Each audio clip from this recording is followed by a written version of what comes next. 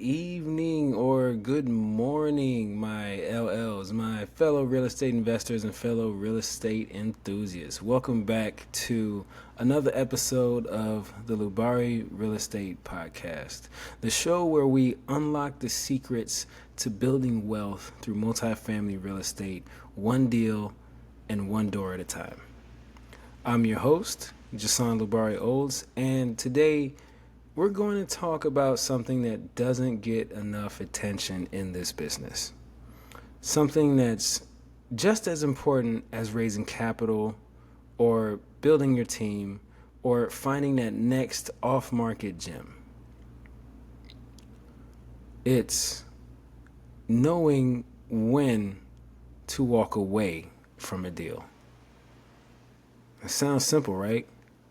But if you've ever been knee-deep in underwriting, emotionally invested in a potential win, or feeling pressure from your partners or brokers, you know just how hard it really is.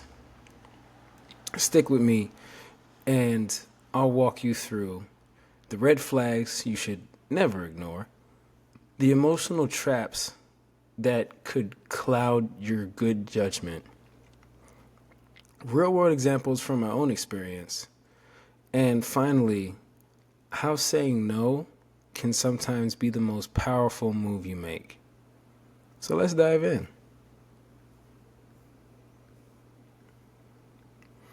Okay, look, I get it, and I get it. We're in this game to close deals, to buy, to improve, to cash flow, and to build wealth. But not every deal deserves your time, your energy, or your investor's capital. Sometimes the best move isn't to negotiate harder or tweak the underwriting. Sometimes the best move is to walk. And that's hard, especially in a market where deal flow can feel scarce and the opportunities are ultra competitive. Your ego whispers, "We can make this work." And your team says, "We've already spent time on this." And your gut, well, your gut might be telling you the truth that you don't want to hear. But knowing when to walk away doesn't make you weak. It makes you a pro.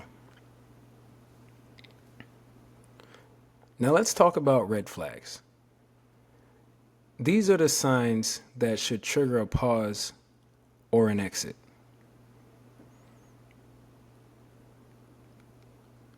If the numbers don't work, no matter how you twist them, let's say you've underwritten the deal 3 times, 4 times, 5 times. You've adjusted the taxes, the insurance, the rent bumps, the exit cap rates, and the vacancy percentage, and still no dice. If the only way a deal pencils out is by being overly aggressive, then you're not solving the problem. You're simply building a house of cards. Another red flag is if the seller is shady or withholding info. So let's say you have missing T12s, incomplete rent rolls, or they're avoiding questions. If transparency is lacking now, what do you think will happen in escrow or after the close? Or how about this one? The property condition is worse than expected. It may have foundation issues. The M word, I'm not going to say it, but you guys know what the M word is when it comes to a property. It's the one thing you don't want to see. Roof rot, or my personal favorite, hidden deferred maintenance that wasn't in the OM. Right? This can kill your CapEx budget and your returns. Another one is you may not trust the submarket or the economic drivers. And I don't care how pretty the cap rate is. If the market has a declining population, shrinking job growth, or major employers leaving town, you could be catching a falling knife. And yeah, I know they have the saying, buy when there's blood in the streets, even if it's your own, but that ain't one of the reasons to bleed. And then lastly, the deal timeline is unrealistic or rushed. If a broker or seller is rushing you to make a decision without proper due diligence, walk away. Because fast deals often lead to slow pain.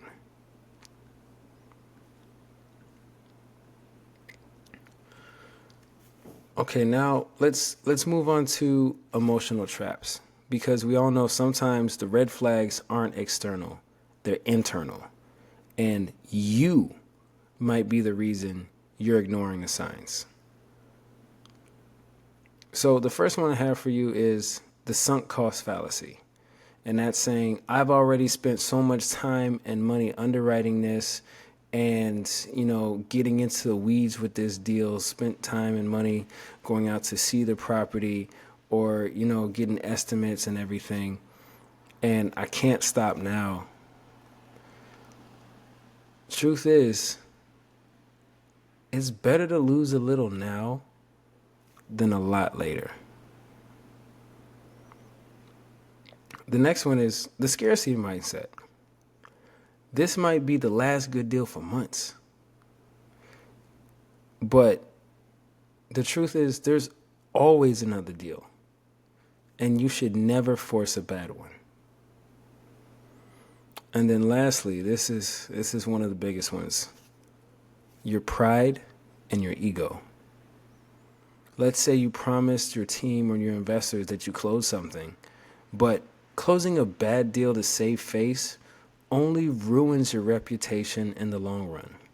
And remember, your brand is built not just on what you say yes to, but also what you walk away from. Now, let me tell you a story about a deal that I had to walk away from. In fact, I've got a few stories. I definitely have a few stories. So I've got 2 in Atlanta that I've had to walk away from. A couple in Texas I've had to walk away from. And even a couple here in this area, up in the DMV, that I've had to walk away from. In fact, if you listen to last week's podcast, I had to walk away from both of those deals because they just weren't right. Like, one was a 69 unit. The other was, how many was that? 74? Right? And these are both Class A assets. They didn't have much value add to them. And, taking over one, you would lose amenity access. And that's not good. The brokers were very responsive, though. I can tell you that. But, the further I get into it, the more I started seeing the cracks in the concrete. And not the little cracks in the concrete, because both of these properties were basically new. All right? And,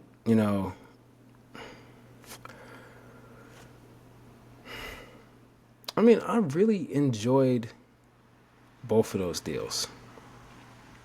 Now, one of them did have some crime in the area, but no violent crimes on the property, so that was good. But, walking the properties, you did see, a couple unfortunate people, and I'm gonna just say it like that because I don't want to be rude, or I don't want to be mean, but people in tough situations, malingering around the property, and something about me wanted to make it work because the properties felt nice and they would be good to have.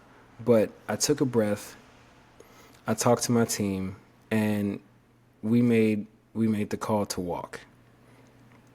And I can't tell you how grateful I am that we did, because those deals would have been horrible for us and our investors.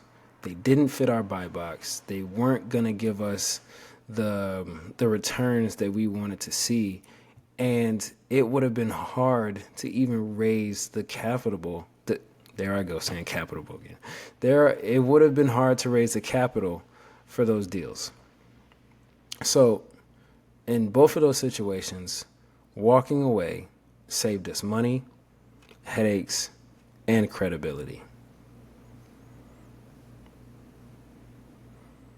So, I mean, at the end of the day, saying no is a skill.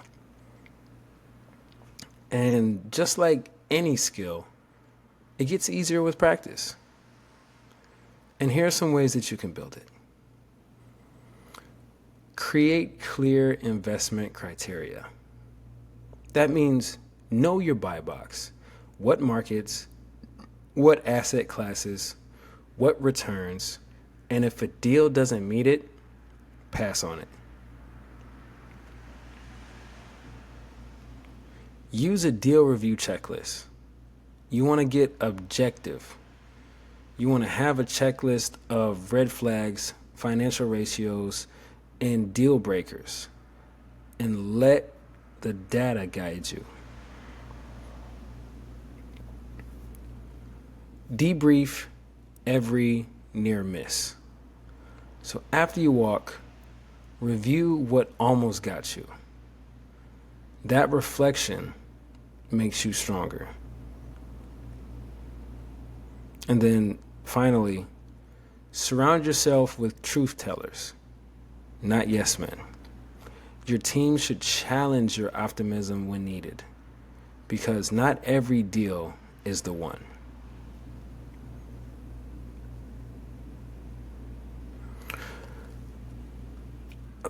Okay, so to wrap this up, everyone, here's what you want to remember.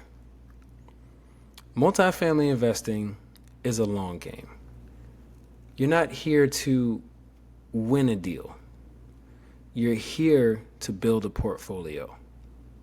And that means you'll need the discipline to walk away from the wrong deal, even when it's hard, even when it hurts, even when you've already invested time and money. Because the money you don't lose, that's also a win. And with that being said, we're going to go to my favorite part of the podcast, where we talk about what real estate can do for you.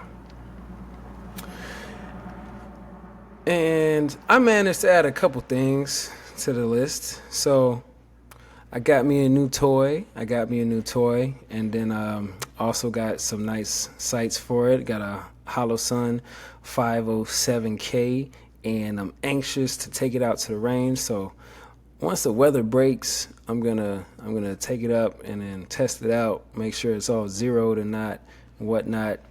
And I'm just gonna have me some fun and enjoy myself and practice and hone my skills.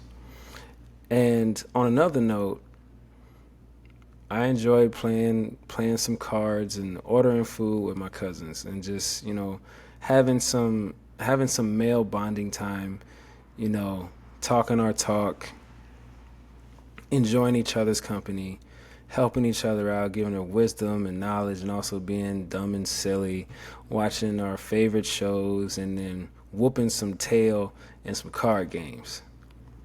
It's always a good time. Well, that's it. So, thank you for tuning in to another episode of the Lubari Real Estate Podcast. If this episode helped shift your perspective, go ahead and do me a favor. Share it with a fellow investor, leave a rating, send me a message on social media, or, better yet, go ahead and hit that like button. And remember, sometimes the best deal is the one you never close. This is Jason Lubari Olds signing off. And until next time, keep learning, keep growing, and keep walking the path to financial freedom. I love you all, and be blessed.